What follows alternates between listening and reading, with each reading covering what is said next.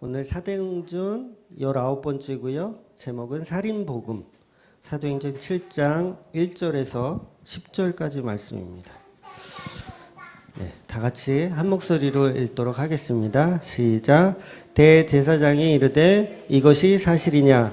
스데반이 이르되 여러분 부형들이여 들으소서. 우리 조상 아브라함이 하란에 있기 전에 메소포타미아에 있을 때에 영광의 하나님이 그에게 보여 이르시되 내 고향과 친척을 떠나 내가 내게 보일 땅으로 가라 하시니 아브라함이 갈대아 사람의 땅을 떠나 하란에 거하다가 그의 아버지가 죽음에 하나님이 그를 거기서 너희 지금 사는 이 땅으로 옮기셨느니라.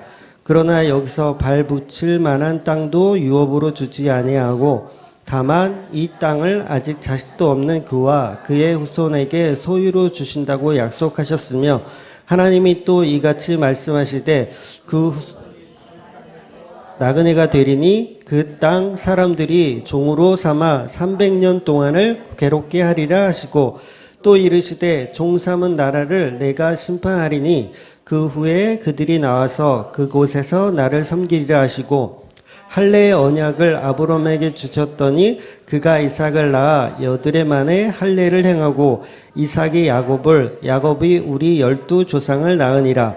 여러 조상이 요셉을 시기하여 애굽에 팔았더니 하나님이 그와 함께 계셔 그 모든 환난에서 건져내사 애굽 왕 바로 앞에서 은총과 지혜를 주심에 바로가 그를 애굽과 자기 온 집의 통치자로 세웠느니라. 아멘. 네. 지난주 말씀 제목 기억하십니까? 며느리라는 제목으로 제가 말씀드렸습니다. 우리는 하나님 앞에 범죄함으로 인해서 철저하게 버림받은 존재입니다. 네. 그래서 죽어 마땅한 존재이죠. 그래서 예수님도 우리를 구원하시기 위해서 똑같은 모습으로 저주받은 십자가에서 버림을 받으셨어요. 그래서 십자가에서 죽으시면서 뭐라 그러셨습니까? 아버지여 아버지여 어찌하여 나를 버리시나이까 말씀하신 거예요.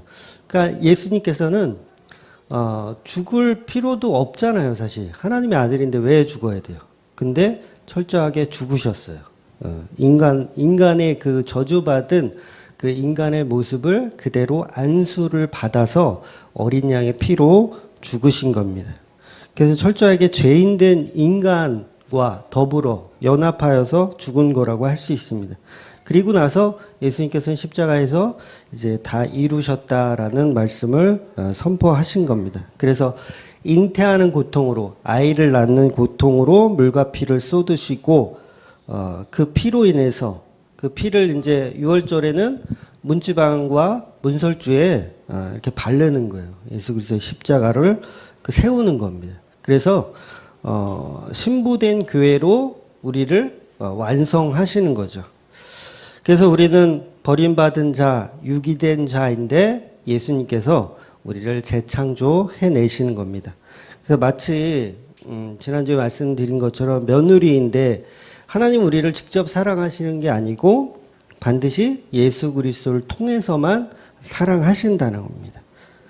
그래서 구원은 예수 그리스도의 신부가 되는 거예요. 신부가.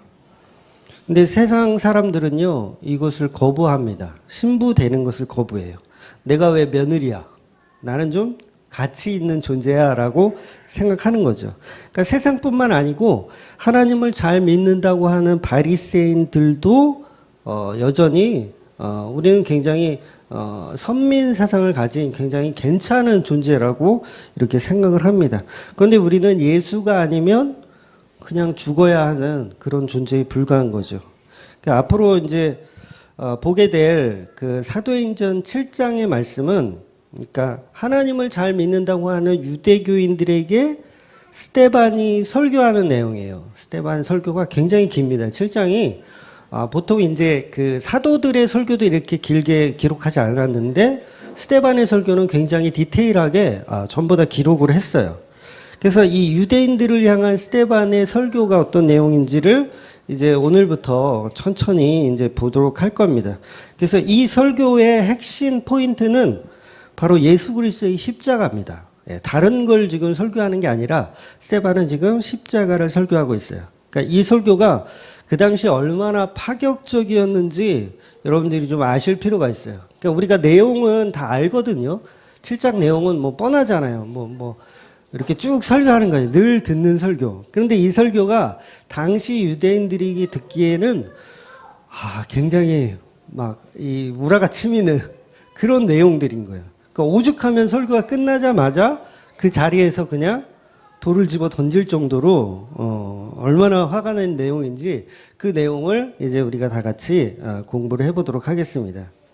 그러니까 우리 자신은 늘 항상 이 설교를 들으면서 말씀을 보면서 내가 스데반이구나라고 생각하고 봐요.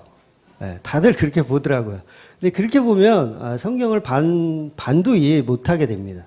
그러니까 철저히 우리는 돌을 들고 있는 유대인이라는 시각에서 말씀을 들을 필요가 있어요. 그래서 우리가 왜 예수님을 향하여 스데반을 향하여 돌을 들 수밖에 없었는지를 그것을 잘 염두하고 말씀을 보시면 좋겠습니다.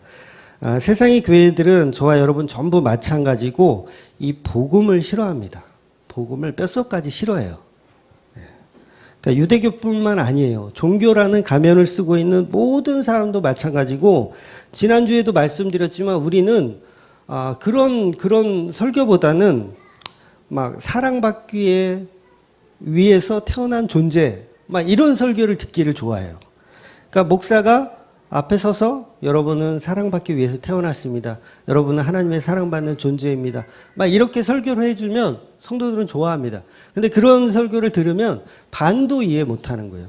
예수 그리스도의 바른 복음을 반도 이해 못하게 됩니다. 그런데 중요한 건 우리는 예수 그리스도의 십자가를 통해서만 사랑받을 수 있는 존재라는 것을 꼭 여러분들이 알고 말씀을 이해하셔야 합니다. 예수님께서는 내가 곧 길이요 진리요 생명이라고 말씀하셨어요. 나로 말미암지 않고는 아버지께로 갈 자가 없다고 하셨습니다. 근데 우리는 다 십자가는 제쳐놓고 우리는 사랑받기 위해 태어난 존재라고 이렇게 내세우는 걸 우리가 좋아합니다. 우리는 자꾸 우리의 어떤 노력과 행위를 가지고 은혜 받은 자라고 착각하고 신앙생활 할 때가 너무도 많다는 거죠. 우리는 삼위격인 하나님 앞에 바로 나갈 수가 없는 존재예요. 그래서 완전 미완성된 존재입니다. 완전히 이건 태어나다 마른 뭐라 그러죠 그걸? 생기다 만 존재. 생기다 만 존재인데 예수 그리스도께서 우리를 옷 입혀 주시는 거예요. 그런데 우리는 계속해서 거짓말을 합니다. 하나님 우리를 사랑하신다고. 하나님 내가 뭐 죄를 지어도 다 용서하시고 다 사랑하신다고 이렇게 우린 거짓말을 하죠. 그러니까 우리도 하나님을 사랑한다고 거짓말해요. 여러분 그렇지 않습니까? 여러분이 다 나 하나님 사랑해요 라고 다 거짓말하고 있는 거예요. 거짓말이기보다는 착각이라고 하는 게 더 바른 표현 같아요. 착각하고 있는 거죠. 내가 하나님을 사랑한다고 착각하는 거죠. 여러분 우리는 뼛속까지 하나님을 사랑할 수 있는 존재가 못 돼요.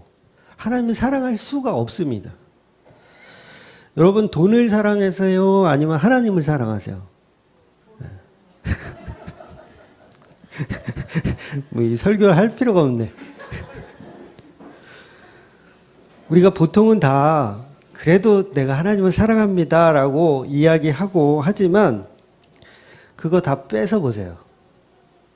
돈 다 뺏어 보세요. 명예 다 뺏고 다 뺏으면 어떻게 결국은 하나님은 원망하고 하나님 불평해요. 그러니까 뭐예요? 우리는 말로만 하나님 사랑하는 줄 알고 착각하면서 사는 거죠. 여러분 욥이 얼마나 믿음이 좋습니까? 욥이 하나님이 사단한테도 야 저 욥은 믿음이 대단해라고 칭찬할 정도로 욥은 대단한 사람이었어요. 근데 마귀가 그러잖아요. 아유 저거 다 착각하고 있는 거예요. 사랑하는 거 아닌 거예요. 다 뺏어 보세요 하나님. 여전히 사랑하나 어디 볼까요? 하나님? 근데 하나님이 그렇게 해보라고 하잖아요. 그래서 다 뺏어요 진짜. 마귀가 다 뺏어가요. 자식들이 다 죽어요. 자식들이 다 죽고 가축들도 다 죽고 재산이 다 풍지박살나요. 완전 땡 알그지가 됐어요. 근데 욥이 뭐라 그래요? 1장에 아마 나올 거예요. 주신 분도 하나님이요 가져가신 이도 하나님이다. 얼마나 멋진 고백입니까? 신앙 고백이에요. 그런데 그게 얼마나 갈까요? 그 고백이 얼마나 갈까요? 바로 3장에 들어가면 바로 뭐예요? 내가 태어난 것을 저주해버려요. 욥이. 그게 왜 그런 거예요? 자식 뺏고 재산 뺏고 이랬을 때는 이게 갑자기 오니까 견딜만 했어. 그런데 어떤 일이 또 벌어지냐면 병이 걸려요. 병이 걸리고 마누라가 또 막 이게 뭐라고 막 그래.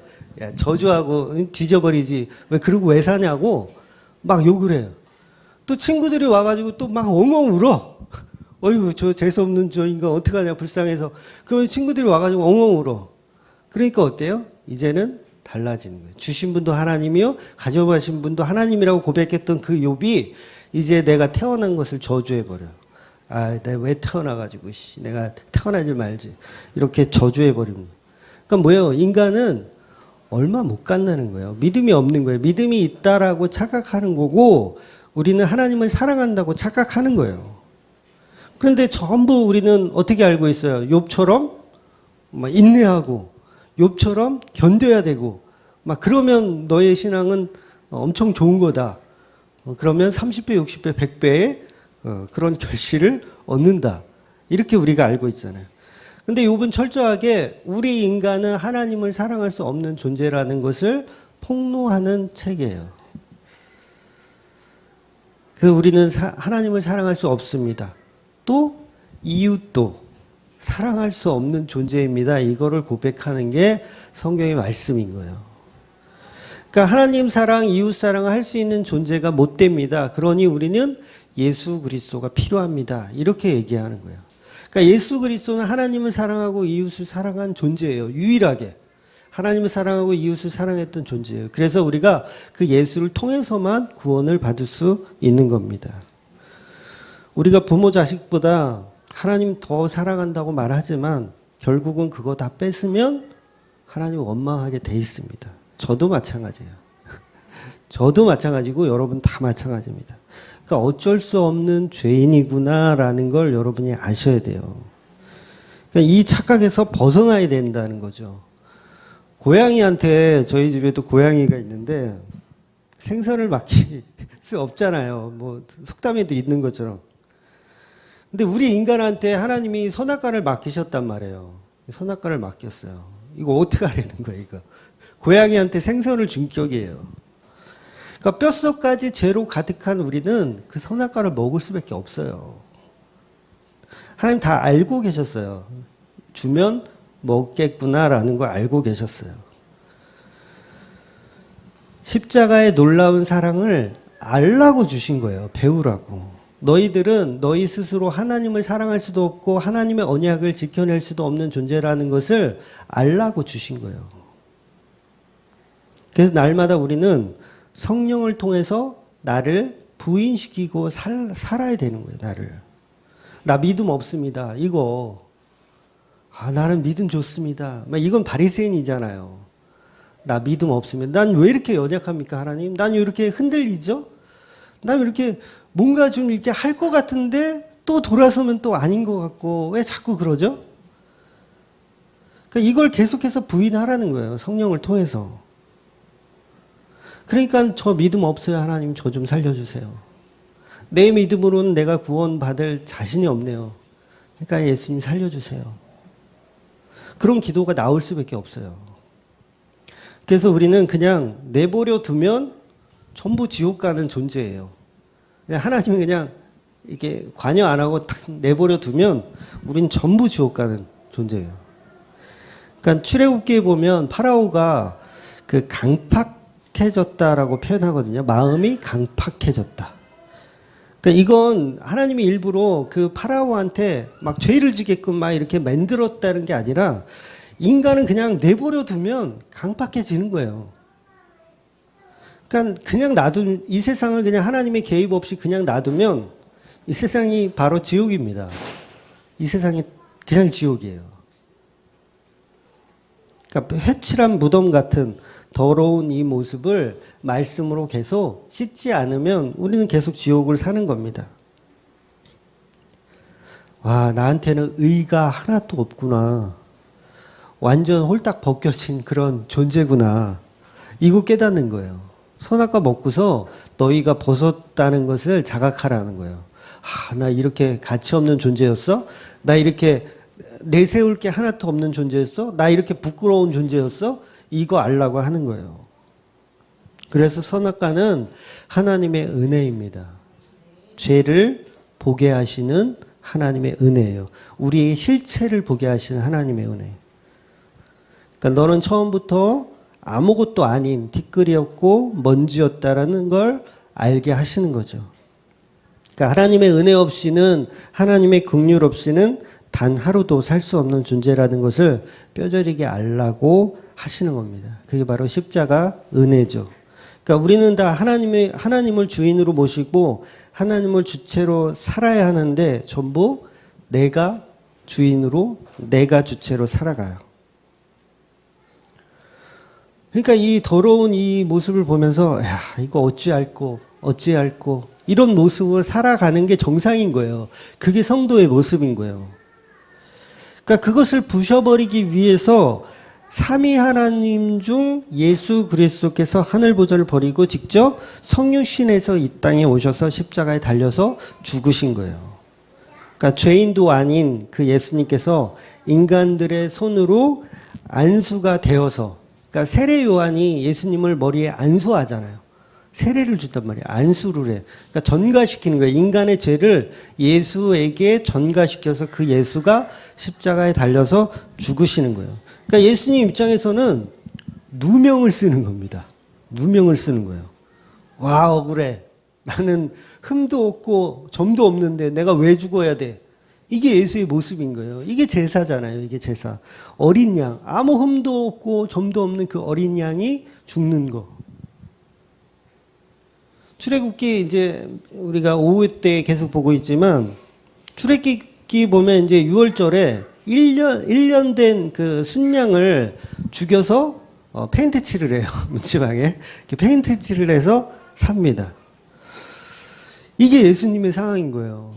아유, 그 양이 무슨 죄가 있어. 죄는 지들이 다 져놓고 왜 나를 잡아가지고 죽여가지고 또 그 피를 갖다가 이렇게 칠하고 있냐고요. 여러분, 예수님보다 더 상한 심령이 있습니까? 예수님보다 더 누명 쓴 사람 있어요? 억울한 사람 있어요? 그래서 우리는 하나님께 나아갈 수 있는 유일한 방법은 이 상한 심령을 가진 예수밖에 없는 거예요. 그래서 하나님이 받으시는 예배는 그래서 상한 심령이다라고 얘기하는 거예요. 우리 시편 한번 볼게요. 시편 51편 17절 같이 읽겠습니다. 시작. 하나님께서 구하시는 제사는 상한 심령이라. 하나님이여 상하고 통회하는 마음을 주께서 멸시하지 아니하시니라. 아멘. 여러분, 이게 구약 성경입니다. 시편이에요. 다윗이 쓴 시예요. 그럼 보세요. 하나님이 원하는 제사는 멋진 제물 아니라는 거예요. 상한 심령이래요. 이게 지금 구약에 있는 말씀이에요. 그러니까 시편 51편은 다윗이 밧세바를 범하고 나서 범죄한 후에 나단의 책망을 듣고 회개하면서 쓴 시입니다. 그러니까 하나님이 받으시는 예배는 양이나 소, 염소가 아니고 나의 상한 심령. 상한 심령. 그러니까 이 심령은 이 예수님께서도 산상수훈에서 말씀하셨잖아요.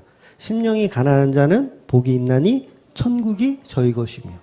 이렇게 말씀하시잖아요. 이게 제사는 상한 심령이에요. 상한 심령.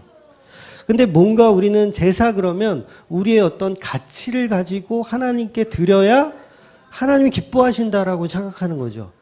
근데 구약 말씀에도 그거 안 받아라고 말씀하시는 거예요. 그럼 뭐 받냐? 너의 그 상한 심령. 상한 심령이 뭐예요? 죄에 대해서 내가 울부짖는 그 마음을 받으신다는 거예요. 그러니까 결국은 예수 그리스도만 받는 거예요. 예수 그리스도만.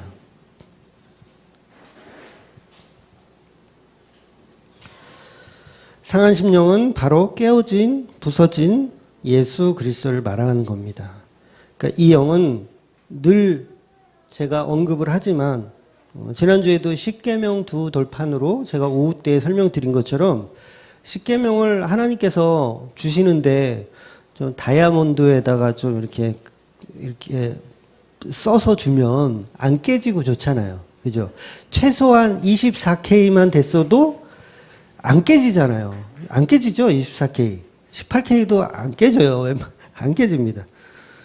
그런 걸로 써주시지 왜 돌에다가 써가지고 그냥 부셔지게 만드셨을까요? 이유가 있는 거예요. 부셔지라고 돌에다 써주신 거예요. 그게 예수예요. 상한 심령. 상한 심령. 그러니까 우리가 하나님 앞에 제사로 드릴 수 있는 것은 오직 상한 심령인 예수 그리스도밖에 없는 거예요.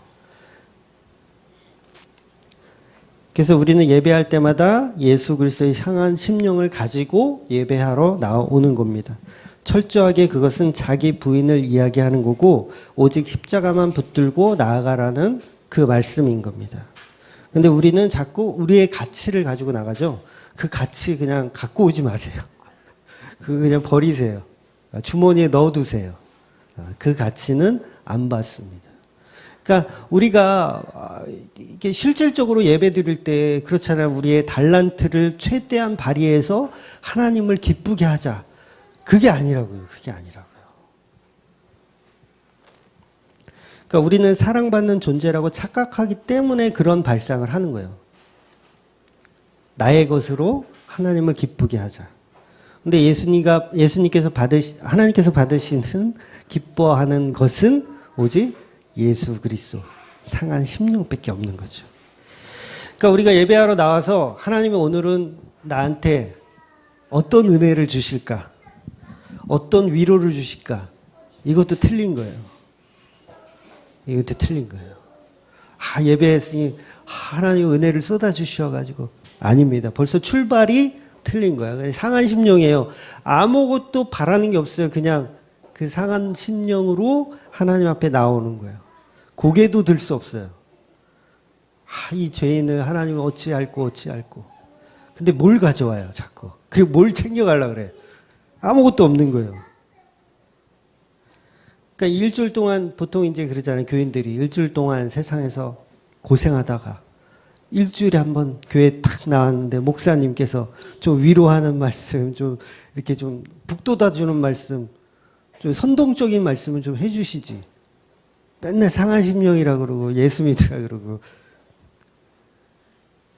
힐링을 좀 받고 싶은데 목사는 힐링 아니라고 어디서 힐링 받을 생각하냐고 맨날 죄 타령만 하고. 근데 그게 어쩔 수 없어요. 그게 상한 심령인 거예요. 그러니까 힐링이나 받으려고 하고 복이나 받으려고 하는 건 여전히 우리는 우상 숭배에 빠져 있는 거예요. 그래서 우리는 며느리의 자리에서 선악과 먹은 인간의 자리에서 정말 창녀 고멜의 자리에서 예배를 드려야 되는 거예요. 나 이 가치 없는데 내가 예배 드리러 가도 되나? 그래. 예수님이 상한 심령으로 죽으셨으니까 내가 그 예수의 힘입어 내가 가야지. 예배해야지. 그 마음으로 오셔야 돼요. 그 마음으로 오시면 어디다 대고 은혜 주세요, 뭐 주세요 할 수가 없는 거잖아요. 오늘 9절에 보면 본문 9절에 보면 여러 조상이 요셉을 시기하여 애굽에 팔았다고 얘기하고 있어요. 그러니까 하나님이 함께 하셔서 모든 환난을 다 건져내셨다고 말씀하십니다. 여러분 이게 성도의 모습입니다. 요셉이 형들의 시기를 받아서 애굽으로 팔려가는 게 성도의 모습이라고요. 잘 이해가 되세요? 성도의 모습은 형들한테 팔려서 애굽으로 가는 게 성도의 모습인 거예요. 에서가 부자로 살았습니까? 아니면 야곱이 부자로 살았습니까? 에서가 훨씬 부자로 살았어요. 에서는 야곱하고는 비교도 안 될 만큼 부자로 살았고요. 자기 할아버지 아브라함보다도 더 부자로 살았어요. 에서는. 근데 보세요. 누가 진짜 성도예요? 에서가 진짜 성도예요? 야곱이 진짜 성도예요? 야곱이 진짜 성도잖아요. 그러면 야곱이 어떤 선한 능력이 있어가지고 성도가 된 건가요? 아니잖아요. 막 형 속이고, 어? 사람들 다 속이고, 자기 욕심만 채우고, 막 그런 인생을 살았는데도 하나님이 그냥 선하다고 해주시는 거예요.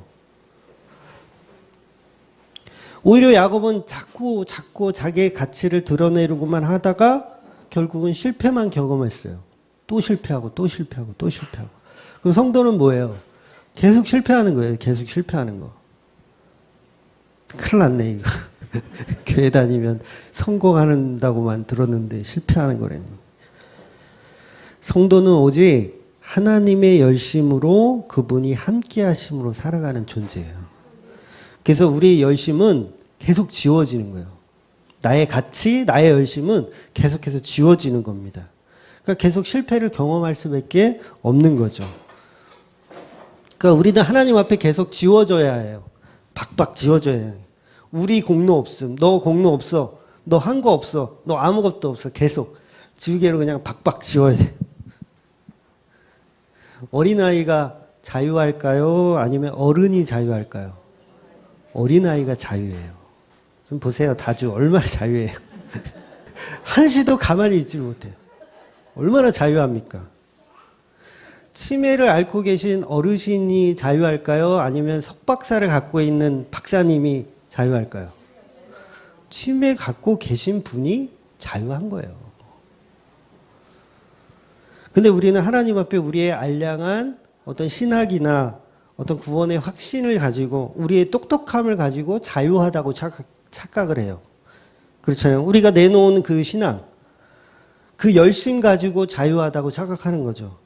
그러니까 여러분, 우리가 교회를 다니면서 보통 신앙생활을 숙제처럼 여기는 사람들이 있어요. 숙제. 그래서 나 오늘도 주일 성수했다.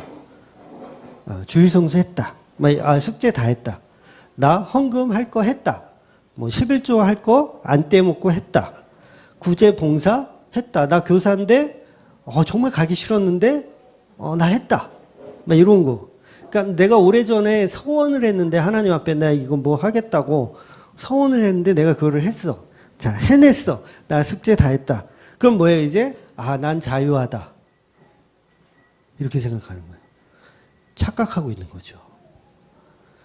그러니까 성경은 단 한 글자도 그런 식의 자유를 말한 적이 없어요. 숙제 다 했으니까 빨래 끝 하듯이 나 신앙생활 잘했다. 나는 이제 자유하다. 그런 얘기를 성경이 한 군데도 한 적이 없어요. 근데 우리는 자꾸 우리가 신앙생활을 하면서 뭔가 성취해내면 뭔가 해낸 것처럼 그래서 자유하다고 생각하네요. 근데 정말 자유함은 뭐냐면 내가 아닌 예수께서 다 이루셨기 때문에 나는 아무 손도 안 대고 그냥 자유한 거예요. 이게 여러분 완전한 구속의 상태라고 하는 거예요. 이 구속은요, 원래 구속이란 뜻이 구원과 속죄를 얘기하는 거잖아요. 근데 지금 제가 말하는 구속은 그 구속이 아니라 감옥에 이렇게 갇히게 하는 구속. 그러니까 하나님으로 인해 내가 완전히 갇혀 사는 거. 이게 자유하다는 거예요, 이게. 그러니까 내가 할 수 있는 것도 아무것도 없고, 내가 드러낼 수 있는 것도 아무것도 없는 상태. 그러니까 하나님으로 인해서 그냥 요리조리 치우치는 그 상태가 바로 자유한 상태라는 거예요. 그러니까 우리가 세례를 받잖아요. 세례를 받는 의미가 뭐예요? 노아의 홍수처럼 수장되어서 죽는다는 얘기예요. 수장되어서 죽는다. 그러니까 죽은 자는 말이 없죠. 죽은 자는 나의 가치를 내세우지도 못해요. 그러니까 죽어야 자유한 거예요. 하나님 앞에 죽어야 자유한 겁니다. 그러니까 죽지 않고 계속 펄떡거리면 절대 자유한 게 아닙니다. 말로는 죽었다고 하면서 다 펄떡거리잖아요. 내가 좀 뭐 좀 해보겠다고. 그러니까 예수 안에 죽은 자는 자유할 수 있어요. 그러니까 누가 싫은 소리 한마디 하잖아요. 여러분 신앙생활 하다가도 누가 옆에서 싫은 소리 하면 기분 나쁘잖아요. 왜 그래요? 내가 살아있는 거예요. 살아있는 거. 죽은 자는 아무리 뭐라 그래도 말을 못해. 그러니까 완전히 다 빼앗긴 사람은 누가 뭐라 해도 요동하지 않는 거예요. 그래서 우리가 진짜 복음을 만나면 전부 자기 욕이잖아요. 욕. 바른 복음은 다 욕이에요. 여러분도 욕하는 겁니다. 이 죄인아, 이 독사의 자식아, 다 욕이에요. 바른 복음은. 근데 그걸 들어도 기분이 안 나쁘고 오히려 일깨우게 돼요. 아, 그렇지. 내 모습이 그렇지. 이게 진짜로 죽은 자예요. 근데 살아있는 자는 뭐예요? 이게 나를 욕해? 응? 내 펄떡거리는 내 주먹으로 한 대 맞아볼래? 안 죽은 거죠, 아직까지. 그러니까 여러분도 이 교회를 바른 복음을 전하는 교회를 만나서 복음을 알게 된 게 아니에요. 여러분 그 잘 이해하셔야 돼요. 여러분이 주맘교를 만났기 때문에 복음을 알게 된 게 아니고요. 하나님이 여러분을 죽은 자로 보내셨기 때문에 말씀을 알아듣는 거예요. 굉장히 중요한 겁니다. 그러니까 어떤 교회를 통해서 여러분이 무슨 뭐 복을 받고 뭐 이것도 복이잖아요. 바른 복음을 아는 것도 복이잖아요. 교회를 통해서 복을 받는다고 생각하지 마세요. 그러니까 하나님이 죽은 자로 만드셨기 때문에 여러분이 그 복음이 들리기 시작하는 거예요. 그래서 예수께서 이 땅에 오신 것은 우리를 살리려고만 오신 게 아니라 펄떡거리는 그 자아를 죽이려고도 오신 거예요. 그래서 완전히 우리가 십자가에 달려서 죽는 거예요. 같이 죽는 거예요. 예수님은 혼자 죽는 게 아닙니다. 여러분도 죽어야 돼요. 왜 자꾸 예수님 그 피를 자꾸 이렇게 페인트 칠만 하려고 그래. 자기 피예요. 그 자기 피. 우리도 예수 그리스도의 십자가로 죽어야 되는 거예요. 근데 안 죽어요. 이상하게. 저도 안 죽어요. 스데반이 죽을 때 유대인에게 욕 한마디를 안 했어요. 어떻게 그럴 수가 있냐, 이 새끼들아. 오히려 축복하잖아요. 이게 진짜 죽은 자라니까요, 여러분. 이게 진짜 죽은 자예요. 저라면 되게 욕했을 것 같아. 야, 이씨. 야, 이씨. 저는 아직도 안 돼요. 저도 저기 복음 모르는 사람이 뭐라고 욕하면 저도 막 승질 나거든요. 저도 아직 덜 된 거야. 그러니까 스데반은 안 그랬다는 거예요. 지금 스데반은 아유 이런 불쌍한 것들. 하나님 저들의 죄를 저들에게 돌리지 마옵소서. 이게 완전히 죽은 자예요. 그러니까 우리는 다 지금 죽어가고 있는 자. 아직 덜 죽었어요. 자꾸 팔딱거리고 있죠. 그러니까 예수께서 우리를 살리는 것만 목적으로 오셨으면 그 저주스러운 십자가를 살아가는 우리 자녀에게 주실 필요가 없죠. 근데 예수님은 계속 우리 보고 십자가 지래요. 너도 너희들의 십자가를 지고 따라오라고 얘기하는 거예요. 그러니까 우리를 살리기만 위해서 오셨으면 십자가 죽으란 말 안 하셔도 돼요. 내가 다 이루었으니까 너네는 그냥 편히 살아. 이러면 되는데 죽이는 것도 목적이기 때문에 십자가 지고 따르라고 하는 거예요. 반드시 우리는 죽음을 경험해야 합니다. 그게 진짜 구원이에요. 구원은 반드시 죽은 자에게만 필요해요. 죽지도 않았는데 무슨 구원이 필요해요. 그렇잖아요. 내가 도박에서 도박 중독에 걸려 있어야 여기서 건져내는 게 필요하지. 도박 중독도 아닌데 건져내는 게 왜 필요해요? 내가 알코올 중독이 아닌데 알코올 중독을 끊어내는 게 왜 필요해요? 그러니까 우리는 반드시 죽어야 사는 거예요. 죽어야 사는 거. 요셉은 구덩이에서 죽어야 하는 존재였어요. 그러니까 안 죽겠다고 발버둥 치고 형들에게 살려달라고 애원하고 애굽으로 안 팔려가면 그럼 어떻게 되는 거예요?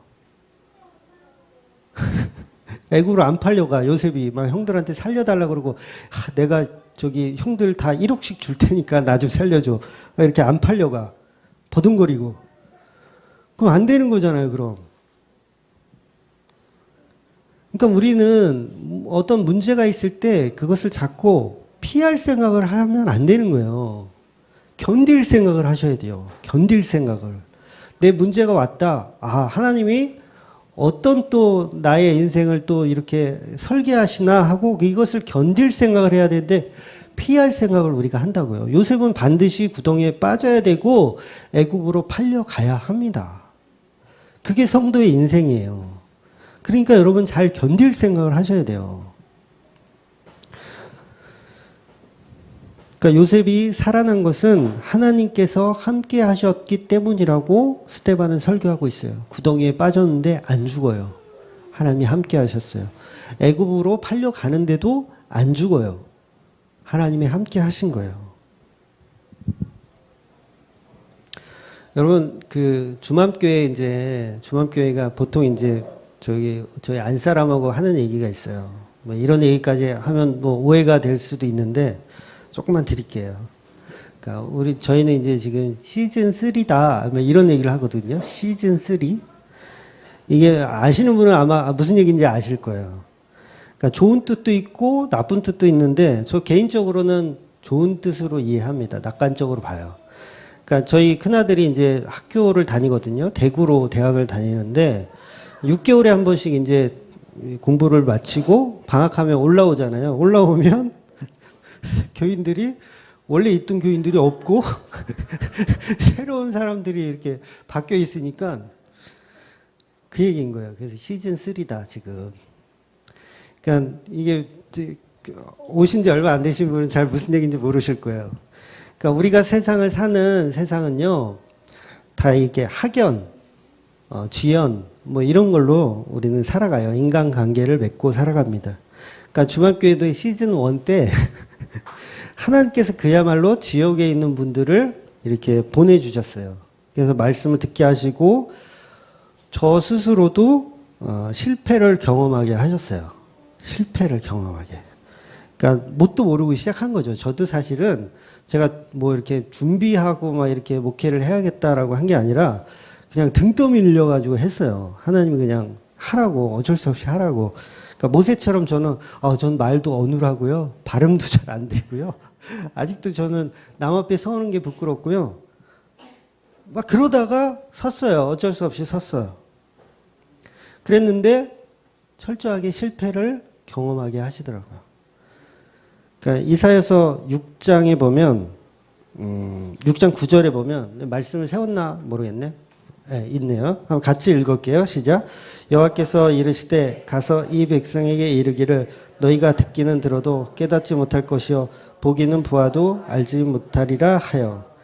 그러니까 처음 교회를 개척했을 때 목사가 아니었습니다. 저는 목사도 아니었고요. 자격 없는 자를 하나님 왜 쓰십니까? 그런데 하나님께서는 지역에 있는 분들을 보내주시더라고요. 그래서 내가 좀 하나보다. 그리고 목회를 하는 거예요. 철저하게 실패를 경험하게 하시는 거예요. 내가 왜 실패했지? 나 왜 안 되지? 그래도 복음적인 말씀을 전하려고 전했는데 왜 사람들은 못 알아듣지? 왜 안 듣지? 그러니까 지금 이 사도행전의 모습하고 거의 흡사한 거예요. 그러니까 용두삼이란 말이 있잖아요. 용두삼이. 그러니까 앞에서는 사도행전 보면 막 베드로가 설교하면 막 3,000명, 5,000명 회개하고 막 그래요. 막 난리가 나. 그런데 사도행전 끝 부분으로 이렇게 가면 바울이 로마 감옥으로 끌려가면서 거기서 압송되어서 아주 쓸쓸하게 전도하면서 끝나요. 쓸쓸하게. 그럼 뭐지? 앞에는 막 거대했다가 나중에 가면 막 형편없이 되잖아요. 이게 교회라는 거예요. 근데 우리는 거꾸로 알고 있죠. 교회 그러면 막 목사님이 여기서 막 기도로 새벽마다 기도를 해가지고 막 처음에는 미약하였으나 나중에는 힘이 창대한 것처럼 처음에는 뭐 지하 교회에서 막 몇 명 없이 시작해가지고 나중에는 막 몇천 명, 몇만 명 되는 교회로 성장했다. 이게 보통 교회들의 시스템이잖아요. 근데 어느 성경이 그런 시스템이 있어요? 어느 성경이? 다 용두삼이에요. 처음에는 뭔가 될 것 같고 그럴듯하게 시작했지만 나중에 가면 점점 작아지는 게 교회라는 거예요. 그러니까 여러분 선지자들 보면요. 선지자들 그렇게 뭐 대단하고 훌륭하고 대접받았습니까? 가는 곳마다 욕먹고 얻어 터지고 그랬어요. 여러분 교회는 세상의 힘의 원리와 다른 방향성을 가지고 있습니다. 그걸 제가 시즌 1 때 그것을 제가 남지 않은 성도들과 뼈저리게 배운 겁니다. 그러니까 사복음서에 보면 동일하게 이런 말씀이 있어요. 네. 제가 읽어드릴게요. 사복음서에 동일하게 있는 말씀이에요. 또 이르시되 내가 진실로 너희에게 이르노니 선지자가 고향에서는 환영을 받는 자가 없느니라. 이런 말씀이 있어요. 이게 사복음서에 다 나오는 말씀이에요.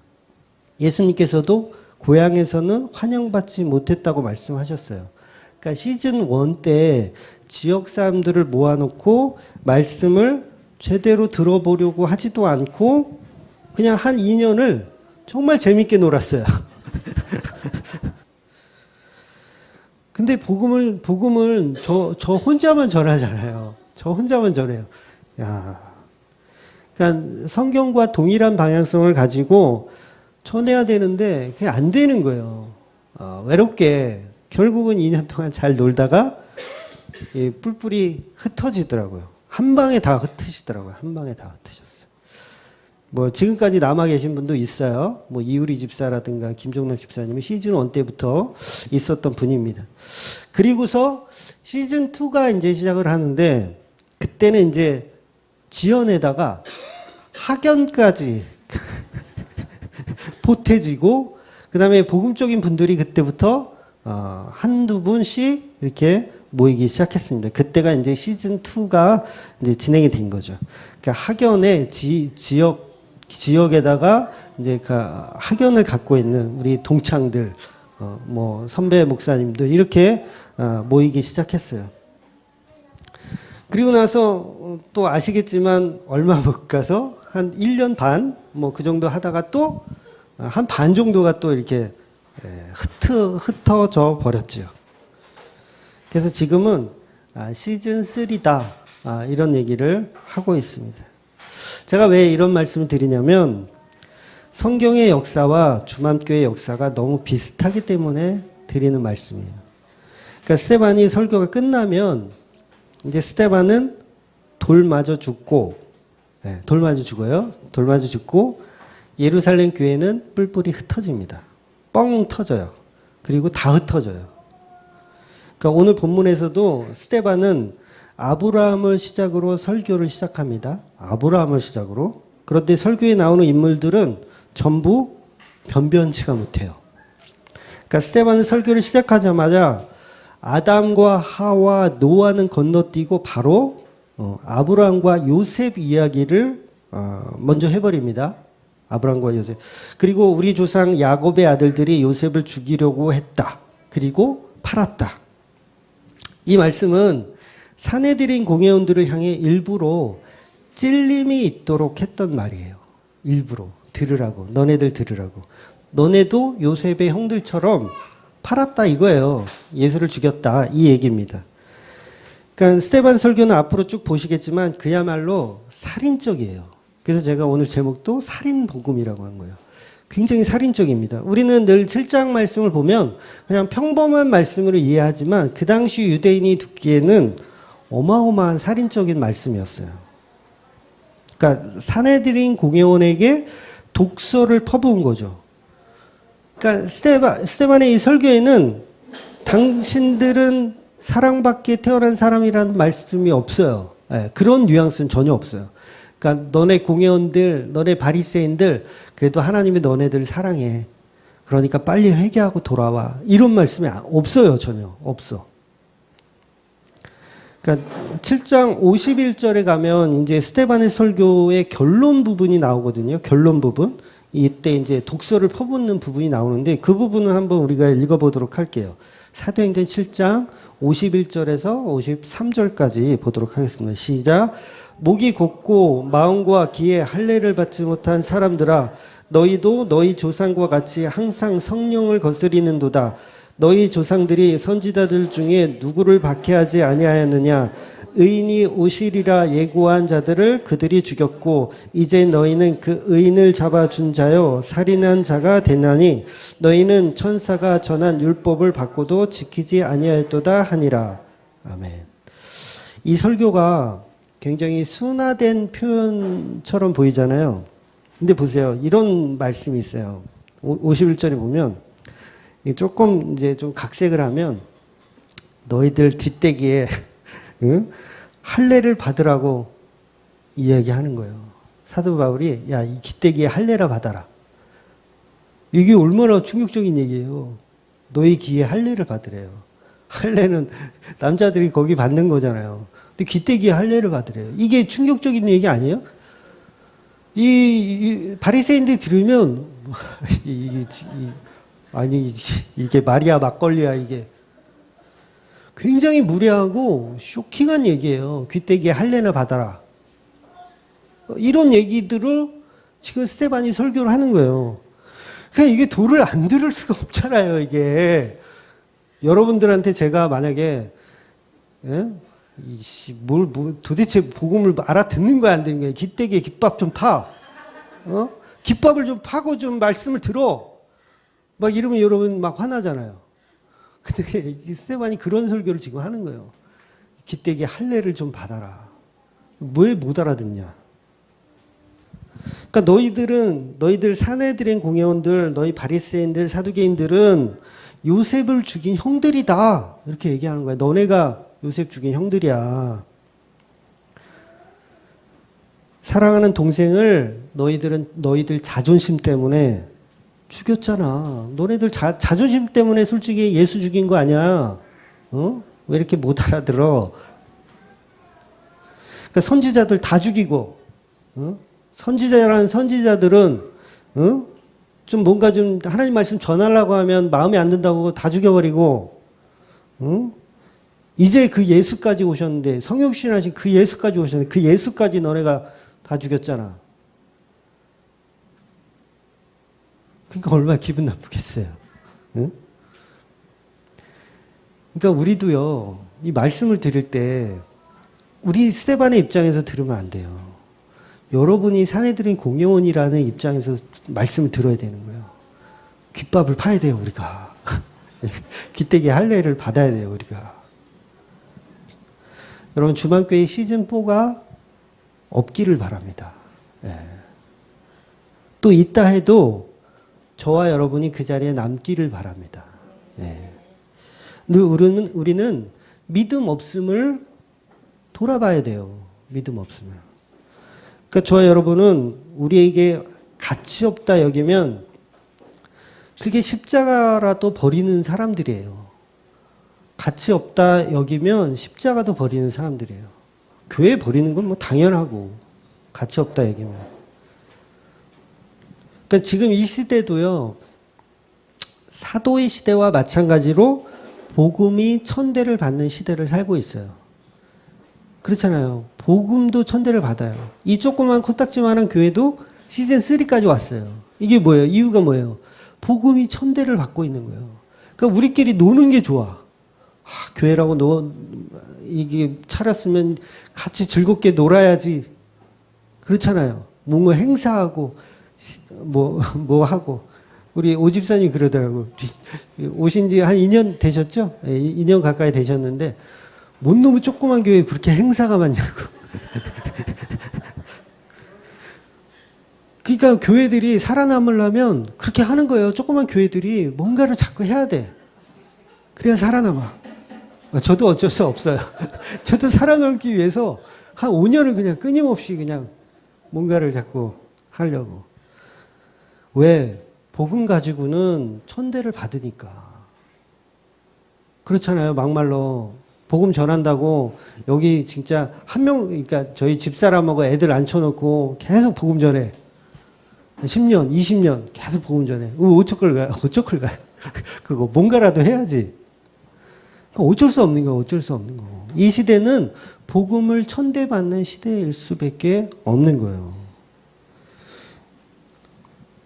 그러니까 복음을 싫어합니다. 성도들도 싫어해요. 성도들도 복음보다는 우리 놉시다. 교회 가면 뭔가 재밌고 즐겁고 뭔가 행사하고 이런 거 합시다. 물론 필요해요. 전혀 필요 없다는 건 아니에요. 근데 중요한 건 복음이 더 중요하다는 거죠. 아마도 대한민국에 법이 없다면 저 역시 5년을 떠들고 있을 수 없을 거라는 생각이 들어요. 법이 없다면. 그게 무슨 얘기냐면 우리는 여전히 사내들인 공회원이 되어서 복음을 듣기를 싫어해요. 그러니까 나의 종교적 만족을 구하고 싶어 하지 복음 듣는 걸로 싫어합니다.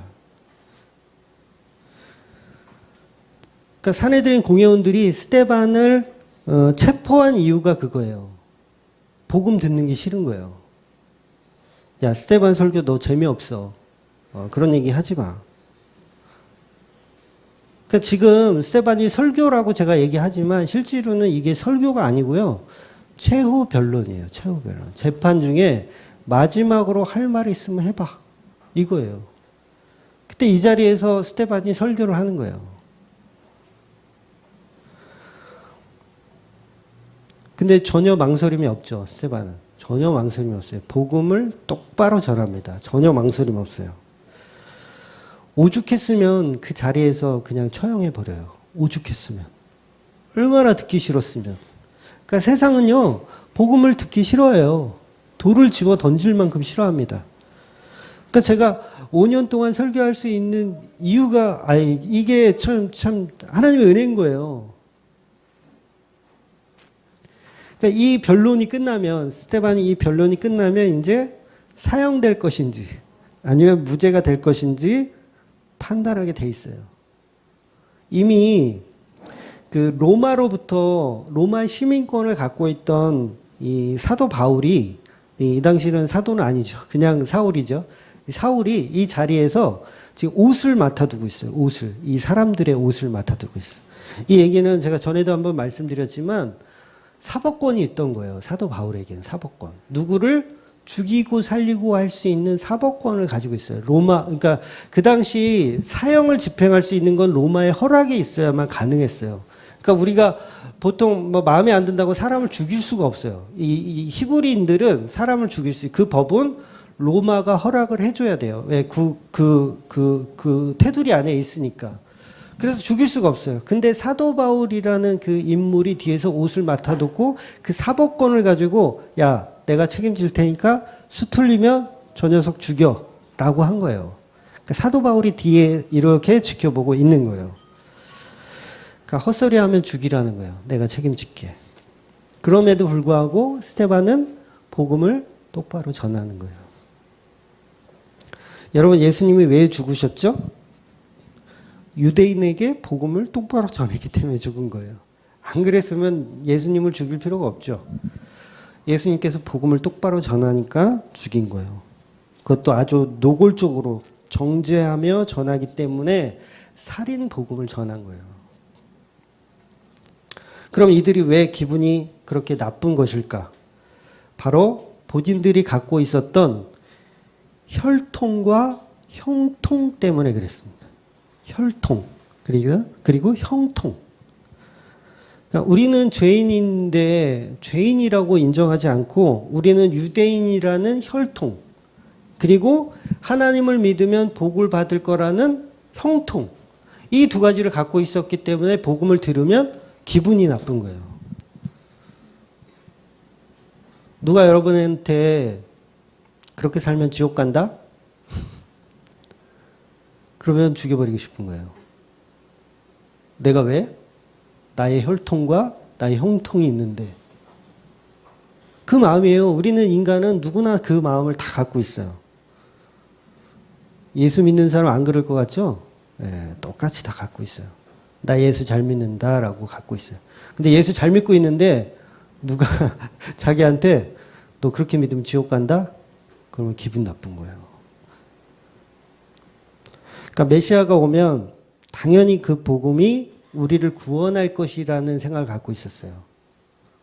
죽인다고 생각 안 해요. 유대인들은 메시아가 오시면 우리를 살려줄 것이다. 해방시켜 줄 것이다. 성공시켜 줄 것이다. 이제 불행 끝 행복 시작이다. 이런 혈통과 형통을 갖고 있었단 말이에요. 근데 메시아가 오셔서, 진짜 메시아가 오셔서 그걸 부셔버려요. 그거 아니라고. 근데 복음이 오면 우리의 자아가 다 갈기갈기 찢어지잖아요. 다 찢기잖아요. 자기 부인시키고, 야, 너 자기 부인 해. 십자가 져. 이게 복음이란 말이에요. 근데 우리는 뼛속까지 크리스찬이라고 하면서 저도 29년을 신앙생활 했거든요. 29년을 교회를 다녔어요. 저와 여러분 마음속에 나는 교회를 오래 다녔으니 복음은 내 것이라고 착각하고 있다라는 거죠, 우리가. 그런데 어떤 의미에서 우리의 모습이 바로 바리새인의 모습인 거예요. 구원이 없다라는 말을 이해할 수가 없죠. 왜? 나는 잘 믿고 있으니까. 나는 신앙생활 잘하고 있으니까. 이들이요, 성전에 대한 가치를 가지고 있었어요. 성전. 바리새인들이 성전에 대한 가치. 그 성전 안에 우리가 들어가고 나가고 하나님이 늘 우리와 동행한다. 복을 받는다라고 착각하고 있었어요. 그러니까 들어가거나 나가거나 복을 받고. 응? 그러니까 복 받는 존재가 누구예요? 나잖아요, 나. 복 받는 존재가 나. 그래서 여러분들 잘 아시겠지만 하나님은 성전 안에 계신다고 생각했어요. 유대인들은 성전 안에 계신다. 그 성전은 이방인들은 못 들어가. 우리만 들어갈 수 있어. 우리만 하나님 만날 수 있어. 우리는 하나님의 자녀야. 우리는 사랑받는 존재야. 우리는 예배할 수 있는 존재야. 유대인의 혈통 안에, 형통 안에 다 있는 거예요. 그러니까 보통 그런 얘기들 많이 하잖아요. 우리 목사님들이. 예배에 성공하면 인생에도 성공한다. 이런 헛소리가 난무하는 게 지금 한국 교회의 모습인 거예요. 예배에 성공하면 인생에 성공한다. 결국 그 테두리 안에 목적은, 주체는 나예요, 나. 내 인생, 내 예배, 내 성공. 이 주체로 갖고 있단 말이에요. 그래서 그 혈통적 형통 때문에 이방인을 배척할 수밖에 없죠. 유대인들은. 그러니까 끝까지 예루살렘 교회는요, 이방인들의 할례 문제를 가지고 싸워요. 성령을 받아도 그렇습니다. 성도가 돼서도 여전히 할례 문제 가지고 싸워요. 그 뭐야? 그 알량한 자기들의 형통 때문에 그런 거예요. 그러니까 지금도 그러잖아요. 세대주의적으로 성경 해석하는 분들은 뭐 이스라엘 성전이 이제 앞으로 회복되고 거기 뭐 백투더 예루살렘 그래서 거기가 뭐 회복된다. 이게 뭐예요? 전부 다 십자가로 복음을 이해하는 게 아니라 나로 이해하는 거예요. 나로. 나 자신으로. 아직도 이스라엘 회복을 기다리는 거죠. 여전히 뭐예요? 성전이 유대인들이 갖고 있었던 선민 사상 그대로 성전 회복될 것이다. 이 성전 안에 하나님이 계실 거다라고 착각하고 있는 거예요. 그러니까 사내들의 공회원들 모두 이 돌을 들고 있는 이들은 전부 하나님은 성전에 계시다라고 생각하고 있어요. 근데 스데반의 첫 설교가 뭐예요? 첫 설교가 우리 조상 아브라함이 하란에 있기 전에 메소포타미아에 있을 때, 이게 굉장히 충격적인 얘기예요. 그냥 우리는 보면 아무 감흥이 없지만 하나님의 영광은 어디서부터 와요? 예루살렘. 하나님의 영광은 예루살렘 성전에서부터 와야 되잖아요. 유대인의 선민사상은 다 그거였어요. 예루살렘과 유대와 사마리아와 땅끝까지 전해지는 게 하나님의 영광인데, 지금 스데반은 어떻게 설교하냐면 하란도 아닌 메소포타미아라고 하는 이방 나라에서부터 하나님의 영광이 출발한다는 설교를 하는 거예요. 와, 이건 승질 나는 얘기예요. 하나님이 이방에서부터 오신대요. 그럼 뭐예요? 선민사상이 다 무너지는 거잖아요. 와, 우리 그렇게 가치 없는 존재였어? 야, 우리가 하나님이란 존재가 이방에서부터 출발한 거야, 우리에게? 와, 우리 아니었네? 그러니까 이 스데반의 설교가 얼마나 독한 설교였냐고요.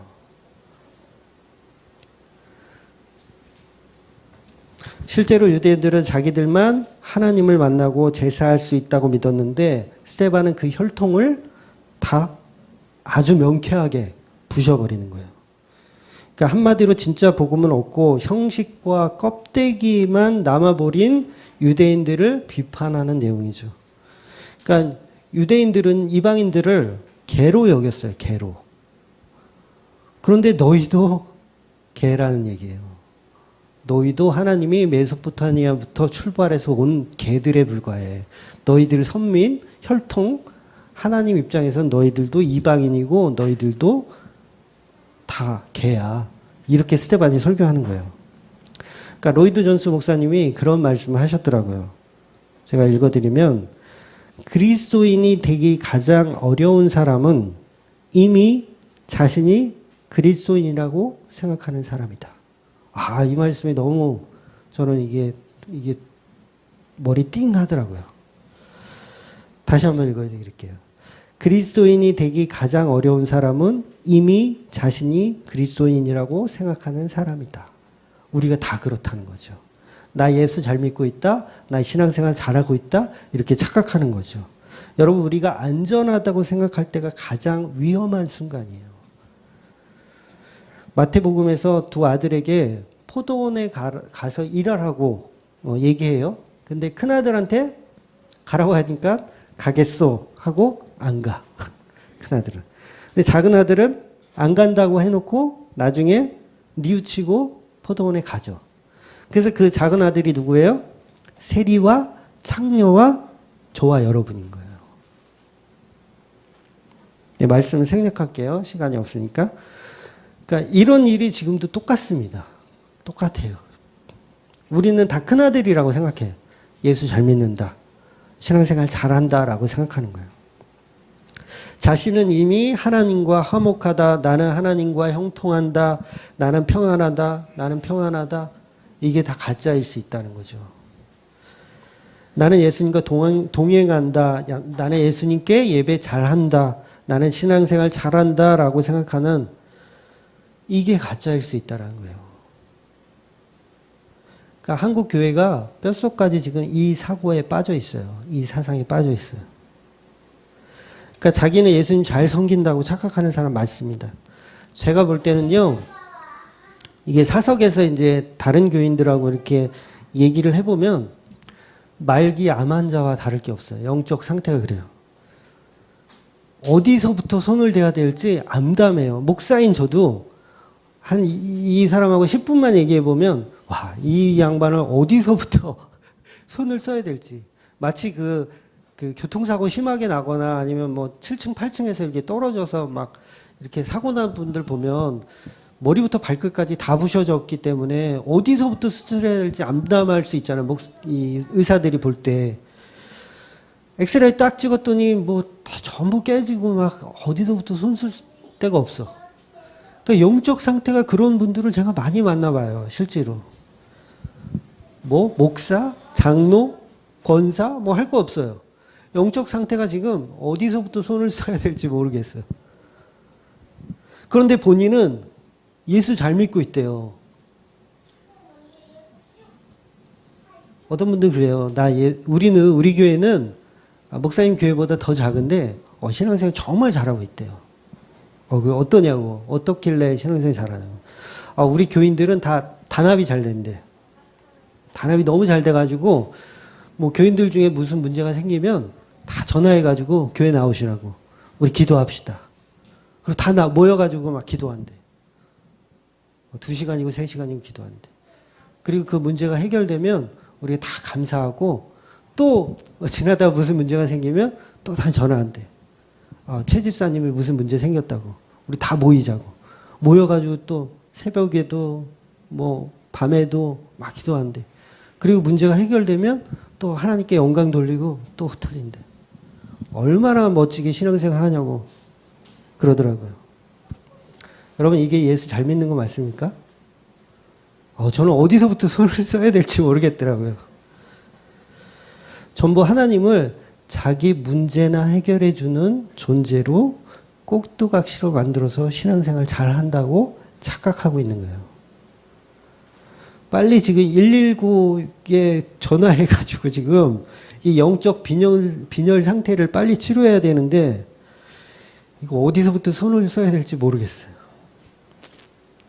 제자반 강의부터 들어보시라고 얘기를 할 말밖에 없어요. 창세기 강의 1탄부터 들어보시라고. 제가 볼 때는 완전 만신창인데, 와, 이분들 예수 믿고 있는 거 아닌데 본인들은 잘 믿고 있다고 생각하는 거죠. 지금 바리새인들도 똑같습니다. 바리새인들도요, 하나님 잘 믿는다고 착각하고 있는 거예요. 근데 스데반이 볼 때는, 야, 이것들을 어디서부터 손을 봐야 될지 내가 암담하다. 그러니까 7장의 설교가 그렇게 긴 거예요. 네? 지금도 설교가 길잖아요. 이거 어디서부터 손 봐야 될지 모르겠는 거예요. 여러분, 불자들도요, 무슨 문제가 생기면 절에 가서 불공 드려요. 그렇잖아요. 절에 가서 불공 드려요. 우리보다 불공 더 잘 드려요. 그리고 문제 해결 받았다고 영광 돌려요. 스님 감사합니다. 그러면서 하나님 통해서, 예수를 통해서, 말씀을 통해서 우리는 우리의 죄를 발견해야 되는데 전부 문제 해결로 도구로 종교 생활로 하고 있는 거예요. 이런 사람들이 한둘이 아닙니다. 너무 많아요. 여러분 주위에도 많을 거예요. 정말 답답해가지고 이건 어디서부터 말해야 될지 모르겠다. 오히려 바른 복음을 들으면 기독교인이라고 자청하는 사람들이 사내들인 공회원처럼 분노를 합니다. 오히려. 그거 아니라고. 아니 모여서 기도하고 뭐 이렇게 문제 해결받는 게 그게 뭐가 잘못됐냐고. 그거 아니라고. 왜 하나님한테 복이나 달라고 기도하고 있냐고. 그거 아니라고. 설명하면 화내요. 여러분 스데반 설교를 잘 묵상해 보세요. 오늘날 우리 기독교에서 분노하는 것하고 사내들의 공회원들이 분노하는 것하고 똑같습니다. 다르지 않아요. 여러분 기독교는 3000배를 하는 종교가 아니에요. 100일 기도하는 종교가 아닙니다. 1000일 기도하는 종교가 아니에요. 왜 그 1000번째 예물 때문에 절에서도 1000일 기도라는 게 있더라고요. 원래 절에는 100일 기도거든요. 근데 1000일 기도라는 게 있더라고. 그러니까 기독교는 진리의 종교이지 어떤 우리의 원하는 것을 해결하는 종교가 아니라는 거죠. 그러니까 철야 기도, 새벽 기도, 나의 소원 성취 이게 뭐예요? 다 종교예요. 종교. 기독교는 그런 거 하는 종교가 아니거든요. 이미 나는 예수로 구원받았다는 것을 잘못 이용하고 있는 거예요. 형통한 삶이라고요? 우리 예수 믿으니까 우리 삶이 이제 형통한다고요? 아니요. 이제 실패로 들어갈 수도 있어요. 패배자가 될 수도 있고요. 그것을 경험해내야 하는 일들이 앞으로도 있을 수도 있어요.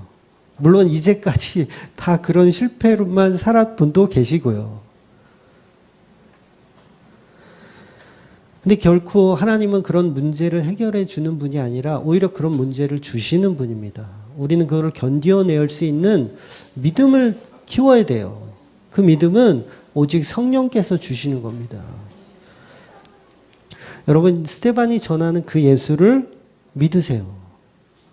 사내들의 공회원들이 전하는 그 설교를 들으면 안 되고 스데반이 전하는 설교를 들으세요. 스데반 설교의 어느 부분에 지금 한국 기독교의 가르침이 있습니까? 없어요. 단 한 글자도 없어요. 다 반대로 가고 있어요. 거꾸로 가고 있어요. 십자가에 죽으신 그 예수가 아니면 전부 쓰레기로 취급하셔도 됩니다. 예수 그리스도의 십자가 앞으로 모이는 저와 여러분 되시기를 주의 이름으로 축원드립니다. 기도하겠습니다.